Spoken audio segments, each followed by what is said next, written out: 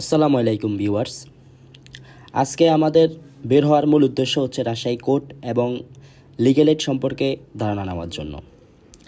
যেই কথা সেই কাজ, আমি আর আমার বন্ধু হাসান বের হয়েছি ডিপার্টমেন্টের উদ্দেশ্যে, কারণ ডিপার্টমেন্টে সবাই তারপর একসাথে বের হব কোর্টের উদ্দেশ্যে। ডিপার্টমেন্টে গিয়ে দেখি আমার বন্ধুরা সব সেজেগুজে পরিপাটি হয়ে বসে আছে।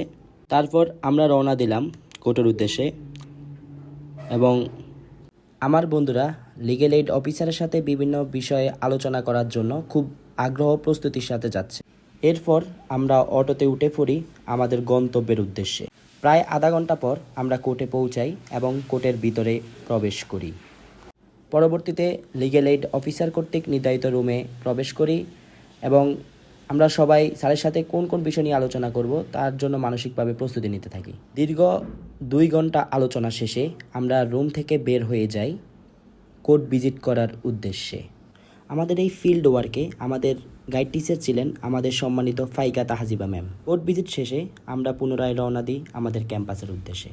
যাওয়ার পথে আমরা ইউরোপের ন্যায় কিছু সুন্দর দৃশ্য দেখতে পাই। রাজশাহী কলেজের সৌন্দর্য সম্পর্কে সবাই কম বেশি অবগত আছে, তা বলার অপেক্ষা রাখে না। এবং ধীরে ধীরে আমরা বিশ্ববিদ্যালয়ের মেইন গেটে এসে পৌঁছাই। পরিশেষে আমরা আবারও ফিরে এলাম আমাদের পুরনো আঙ্গিনার সেই পরিচিত ছায়ায়। ভিডিও দেখার জন্য সবাইকে ধন্যবাদ। আসসালামু আলাইকুম।